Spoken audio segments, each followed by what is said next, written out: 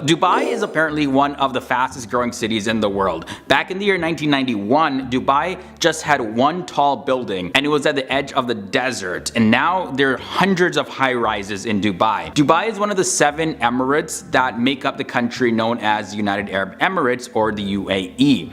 Established in December 1971, the 7 emirates of UAE are Abu Dhabi, which is the capital, Ajman, Dubai, Fujairah, Ras Al Khaimah, Sharjah, and Al Quwain. Each emirate is governed by an absolute monarch, and together the monarchs make up the Federal Supreme Court. One of the 7 monarchs is selected as the president of the United Arab Emirates. Due to its location, Dubai has no natural rivers. However, Dubai does have a natural inlet. It's known as Dubai Creek, which has been dredged to make it deep enough for large vessels to pass through. Dubai Creek runs northeast to southwest through the city. Because of the heat in Dubai as well as the high humidity, air conditioners are completely necessary, even outside. And because of this, bus stops in Dubai have air conditioning in them. Like, I've said this before, like if we had temperature controlled bus stops here in Canada, man, traveling in winter would be the best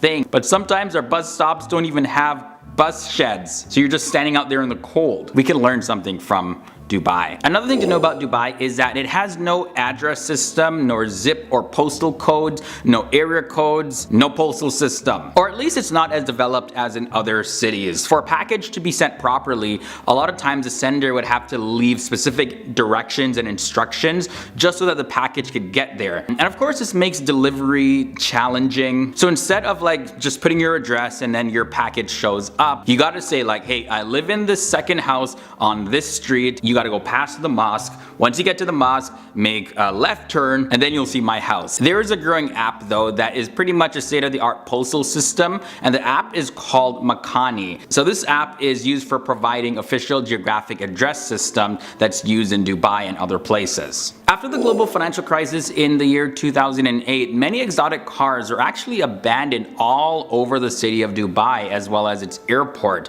Now most of these cars were bought with easy credit during the boom, and the owners were just completely unable to meet the car payments after their job cutbacks because of the financial recession. So a bit of a reminder that before you spend like crazy and buy luxurious things on credit, just think about it a little bit more. Build up your wealth a little bit and then buy once you can afford, guys.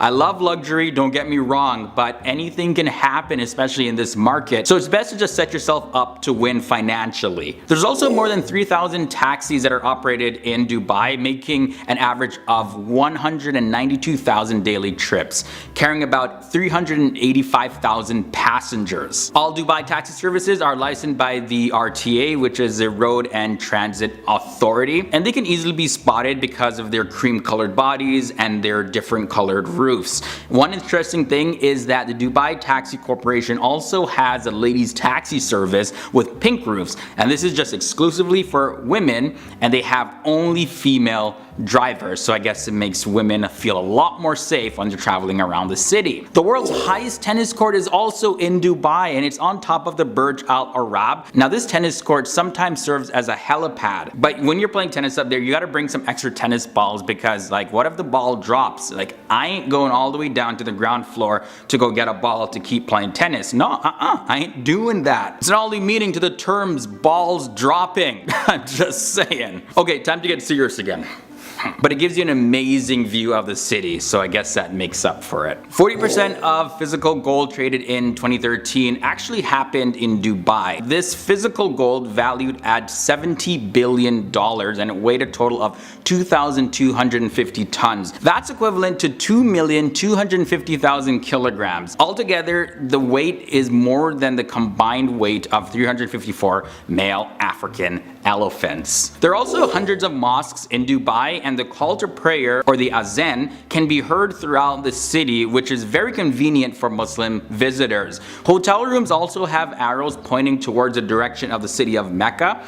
just in case you aren't certain which direction it is during the time of prayer. Tourism is an important part of Dubai's government strategy to make sure that they continue to get foreign cash coming in. Based on air traffic, the MasterCard Global Destination Cities Index reports Dubai as the 4th most popular destination city for tourism. In fact, the Dubai International Airport is the 3rd busiest airport in the world according to the latest numbers, with 89.1 million passengers coming through every single year. So definitely Dubai is a real hot spot still and doesn't look like it's slowing down anytime soon. Beginning with the Burj Khalifa. So of course a visit to Dubai is not complete without visiting the Burj Khalifa. The 828-meter high Burj Khalifa is the tallest building in the world. The view from the observation deck, which is around 148 stories above ground, is mind-blowing. Like when you're up that high, everything looks so tiny. And going up to the top costs you from $48. But when you're up there, one of the most amazing views from the Burj Khalifa is the Dubai Fountain. And a fountain show happens around a certain scheduled time where water and the lights light up synchronistically. I think I said that word correctly. All with classical and contemporary music playing in the background.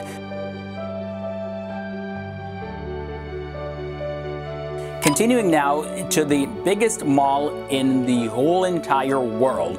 That's the Dubai Mall, and that's at the base of the Burj Khalifa. As I mentioned, it's the biggest mall in the world in terms of land area.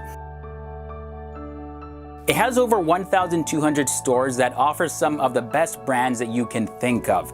Back in the year 2011, this mall took the record as the most visited mall in the world. Aside from stores, the Dubai Mall has the Dubai Aquarium and Underwater Zoo, Rainforest Cafe, and an Olympic-sized skating rink, and much more.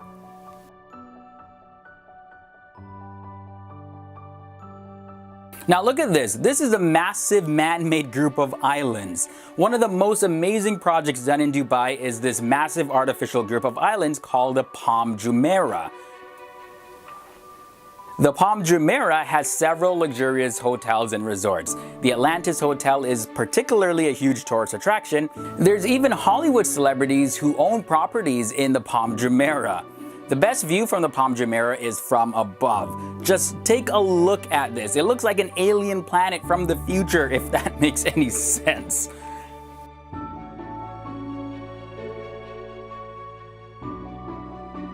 Now we have camel racing. And this is pretty crazy because there's actually no riders on these camels, but rather there's small robots that sit on top of the camels which are controlled by somebody nearby. So a fleet of cars follow the camels pretty closely while they race, allowing for passengers to control the robots. And the camel racing tracks are so big that you'll barely be able to see the participants most of the time, but it's still a great experience.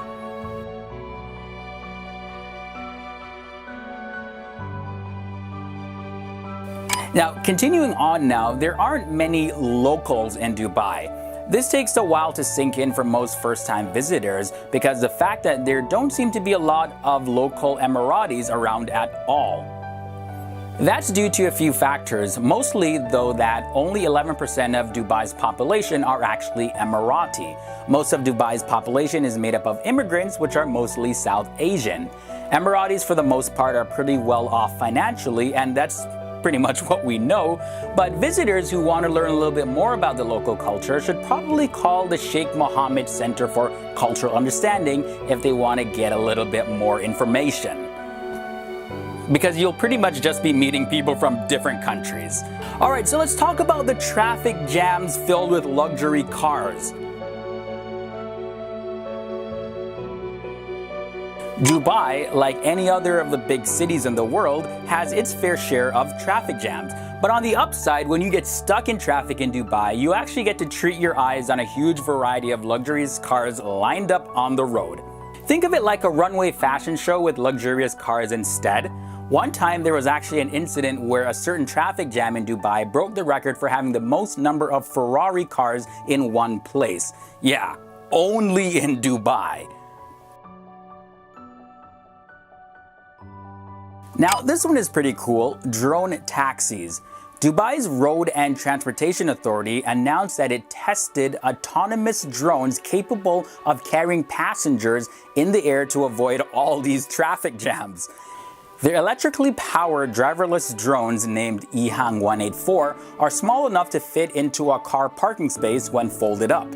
According to the RTA, they estimate that by the year 2030, at least a quarter of the travels done in Dubai would be by self-driving vehicles, including these drone taxis and other self-driving land vehicles. Yeah, I can't wait for the future to come. It's going to be like the future. The future.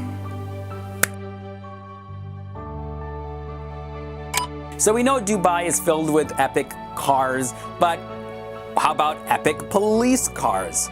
Cop cars, like everything else in Dubai, are suited for the city's high-end lifestyle. The city has the most insane fleet of police cars. The Dubai police force even has the fastest supercar, the Bugatti Veyron, in its fleet. And in case you're wondering, the Veyron can go from 0 to 60 in just 2.5 seconds and has a top speed of 253 miles per hour. Yeah, so now you know that if you break the law in the streets of Dubai, like pretty much there's no point in trying to escape. You will get caught and you'll go to jail. Maybe not go to jail, but you'll get a fine, so just don't commit no crimes out there.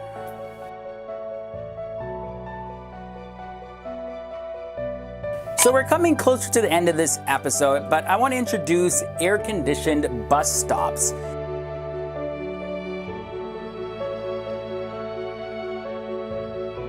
In Dubai, sometimes temperatures can be as high as over 50 degrees Celsius. It's like Canadian winter, except in reverse. In Dubai, all year round, it's pretty much like summer, but of course, the summer months get really, really hot. That's why they have the air-conditioned bus stops. And here in Toronto, Canada, we should kind of adopt that and just flip it and just have heated bus stops. Winter gets so cold, guys.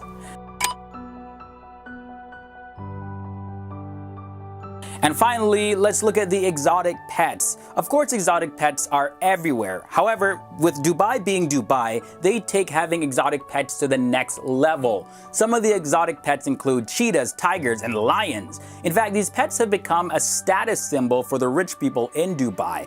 But what you gotta know is that the Dubai government actually passed a law banning the ownership of wild and dangerous animals. So if you're caught with one, you're gonna be fined with $136,000. But I mean, with all the money that the people in Dubai have, that's just pretty much like a parking ticket or something. Now for our first fact in this episode, more specifically, Dubai is located on the southeast coast of the Persian Gulf and has a population of 2,327,000 people as of 2014. And that makes Dubai the most populous city in the United Arab Emirates. Now this next one isn't really a fact, it's just a fact that a theory about the name of Dubai actually exists. So one of the theories regarding the origin of the word Dubai is that the name Dubai may come from the word money, as many people in Dubai are commonly believed to be rich. There is an Arabic proverb called Daba Dubai, meaning they came with a lot of money. And the word Dubai could have also come from the word Daba, which means to creep. It's actually in reference to the gradual movement of the Dubai Creek towards the inland. Now guys, did you know that in Dubai they're planning to construct a climate-controlled city? Now this city is said to be 4.45 square kilometers with air-conditioned boardwalks connecting the various sections of the vacation spot. And if you want a little bit of size comparison, yeah, Monaco is only 2.02 square kilometers. So since we're just at the beginning pretty much of this episode, guys, I want to know, what other videos do you want us to do a part 2 of? Or if we've done a part 3 on it or part 4, what other video topic do you want us to do another part of? Let me know down below. So Dubai has many man-made islands. Dubai's artificial palm islands imported enough sand to fill 2.5 Empire State buildings. The construction of Dubai's palm islands required 94 million cubic meters of sand. And just so you know, the Empire State Building is 37 million cubic meters. Okay, so moving on. Now, there's one thing to note about the Burj Al Arab, which is one of the tallest hotels in the world. Located in Dubai, it's decorated with approximately 1,790 square meters of 24 karat gold leaf. That is a lot of gold, and I do go into more detail about the Burj Al Arab in part 1, so yeah, you guys really gotta check that one out if you haven't already. Or if you have watched it already, you can watch it again. There's no law against watching a video again if you want to refresh your memory. We all know that Dubai is growing like crazy every single day, right? And because of this rapid growth that it's constantly getting all the time, many of the world's largest and biggest buildings and hotels are in Dubai. And because of this, 24% of the world's total cranes are now operating in Dubai. Yeah, that is one city, guys. Okay, so let's talk about income tax in Dubai. There isn't any. What?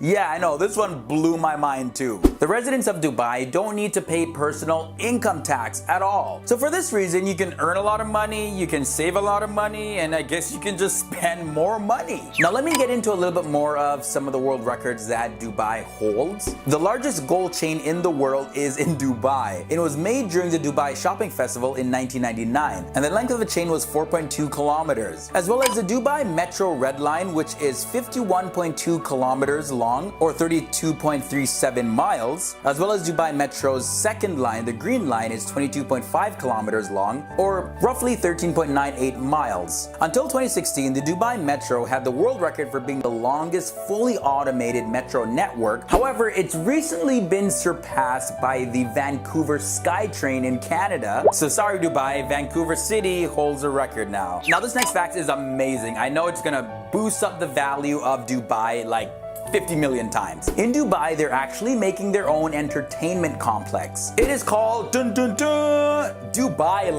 Yeah, very unique. Now they say that this will be twice the size of Disney World in Florida, and it's expected to be the largest tourist destination by 2020. They expect roughly 200,000 people a day to visit. On top of that, the whole project is estimated to cost $64.3 billion. So just a fun fact I want to throw in there, Dubai actually asked Disneyland if they wanted to build a resort there, and Disney apparently rejected that. So Dubai is like, okay, cool, we're gonna go make our own thing, and called it Dubailand. I guess Disneyland is not even that unique of a name either, just Disney and land to it, but whatever. Who cares about the name? It's just gonna be awesome. Okay, so let's talk about this super tall skyscraper in Dubai, the Burj Khalifa. It's so tall that some of its residents need to wait longer to break the fast during Ramadan. The Burj Khalifa is about half a mile long with 160 residential floors, and for people living on the 150th floor or higher, the sun is actually visible for longer, so therefore they can't eat at the same time as the rest of the building. For those of you that take part in Ramadan, you may understand that one a little bit better than other people. And now for a final fact of this episode, the net worth of the 4 listed billionaires in Dubai is roughly the GDP of Honduras. According to the IMF, the GDP of the country Honduras is roughly $18.8 billion US. Now the 4 men officially listed as Dubai's billionaires are Abdul Aziz Al Ghurair, Majid Al Futtaim, Khalaf Al Habtour, and Abdullah Al Fatim. According to Forbes, they estimate that their total net worth is $18.7 billion. Wow, so we got like 4 people almost richer than a whole country. That's a lot of money rolling in one city. Honestly guys, I said that before in part 1, I really gotta go to Dubai like now,